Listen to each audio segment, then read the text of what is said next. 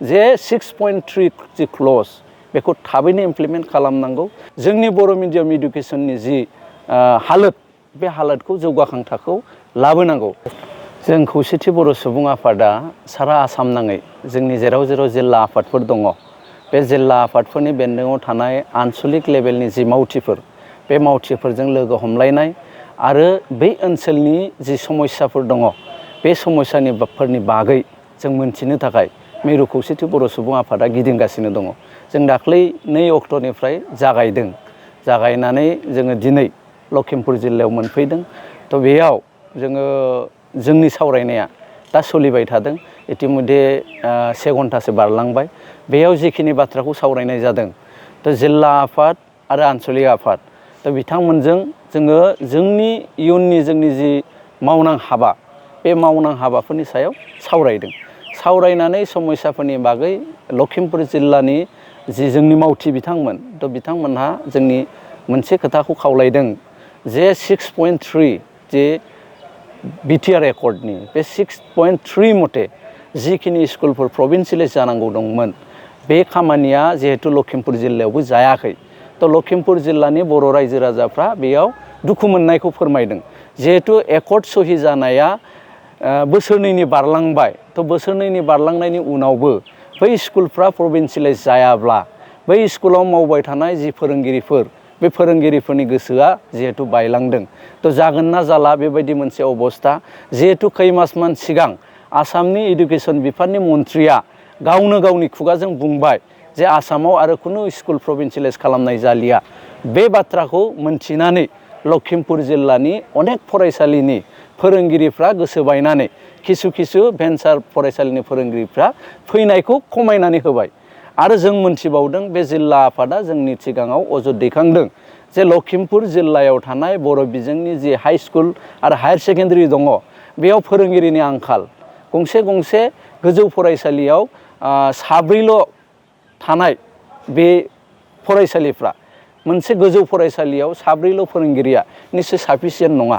बेना आलदा फोरोंगिरि थायो, बिगियाननि फोरोंगिरि, अंकनि फोरोंगिरि। बै फोरोंगिरिफ्रा गैयाबा जोंनि बर' बिजोंनि फरायसाफ्रा क्वालिटि ओंखारनाय नङा। गतिके जोंनि डिमान्डआ बे थाबाय थादों आरो सरकारखौ जों बारे बुंबाय थादों। दिनै लखिमपुर जिल्लानि रायजो राजाफोरजों रायज्लायनानैबो जों बे एखेखौनो मोनदों।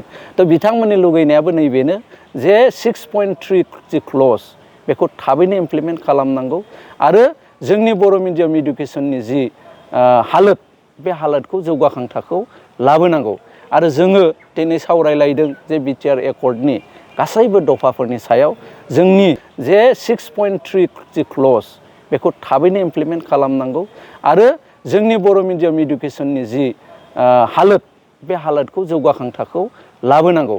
आरो जोङो दिनै सावरायलायदों जे बिटिआर एकर्डनि गासैबो दफाफोरनि सायाव जोंनि जि आनसलिक पर्यायनि दैदेनगिरिफोर दङ बिथांमोननि सिगाङाव जोङो फोरमायदों।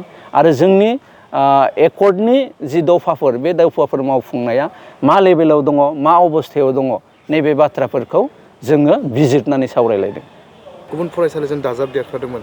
बेफोरबायदि फरायसालिफ्रा मा जागोन जोंनि? बे फरायसालिफोरखौ जोङो जोंनिफ्राय दाख्लैबावैबो जों सरकारखौ स्पष्ट होनदों जे मार्जार सिस्टेम फरायसालि बुजाबनाय। बे फरायसालि बुजाबनाया मोनसे नीति आसाम सरकारा लादों जे बिथांमोनहा होनदों जोंना स्कुला बांद्रायबाय, क्वालिटि गैला स्कुलफ्रा। गतिके स्कुलफोरखौ क्वालिटि गोनां बानायनांसिगौ आरो जि फरायसालिफ्राव फरायसालि गैला, फरायसानि अनजिमाया बाङाय जालांबाय, बेफोरखौ दाजाबनांसिगौ। जों बेयाव जोंनिफ्राय बार होनबाय थादों जे जोंनि बर' बिजोंखौ दाजाबनो मोना। बियो बर' थुनलाइ आफादजोंबो जों सावरायदों आरो दुलाराय बर' फरायसा आफादजोंबो जों सावरायदों। जोंना स्पष्ट जे जोंनि बर' बिजोंखौ गुबुन बिजोंजों खुनु पद्यआव दाजाबनो मोना आरो जोंनि बर' बिजोंनि जि इनफ्रास्ट्राक्चारफोर, जि फोरोंगिरिफोर बेफोरखौ थिग थाक खालामनानै होयोबा जोंहा खोब आसा आरो जोंहा बिसास दङ जे जोंनि बर' बिजोंनि फरायसालिफ्रा मोजां। गिबियावनो गासै नैबे पर्टेल निउसनिसिम गाहाम हामलायनाय जासिग्रोबाय। दिनै जोंहा लखिमपुर जिल्लायाव खौसेथि बर' सुबुं आफादनि वाकार मिट जिथु मावथिफोरनि मोनसे जथुम जादों। आरो बियो जोंनि बेवहाय मिरुनिफ्राय जोंहा नुजाथिफैदों जोंनिनो मानगोनां आफादगिरि मनरन्जन बसुमतारी आदा आरो लोगोसे गाहाय नेहाथारि आरो बिथांमोन गासै 6 जन बेवहाय नुजाथिफैदों आरो बेवहाय बिथांमोनजों जोङो दा जिरायगासिनो दङ। बेवहाय सावरायनाय जादों जे जोङो इडुकेसननि सायाव सोलोंथाइनि सायाव जोङो माबायदि खामानि मावनांगौ आरो जोंनि लखिमपुर जिल्लायाव जोंनि खौसेथि बर' सुबुं आफादा मा खामानि मावगासिनो दङ। दा बेवहाय आन्सलिकजों जिल्लाया माबायदि लोब्बा दङ बे गासै थासारिखौ लानानै दिनैनि नैबे जथुम्माखौ मिरुनिफ्राय जोंखौ बिथोन होदों। सोलोंथाइयाथ' बुंनो थाङोबा जोंनियाव बर'नि जिथु दा गुदि फरायसालिफोर बियो फ्राय बायलांनायनि लाइनावनो दङ बा एमेलगेमेटेड जानानै फ्राय 6थासो फरायसालियानो बायलांनानै दङ। सिगाङावथ' गामिया लखिमपुर जिल्लायाव 31 सिगाङाव आरो 36सो दंमोन 36 दंमोन आरो गुदि फरायसालिफोरा 15नि खाथियाव दंहैयोमोन। दाथ' 6-7थासो थैनायानो जाबाय आरो माखासे भेन्सारफोर दङ। दा बे भेन्सारखौबो 6था भेन्सार जोङो सिगाङाव हरनाय जादोंमोन।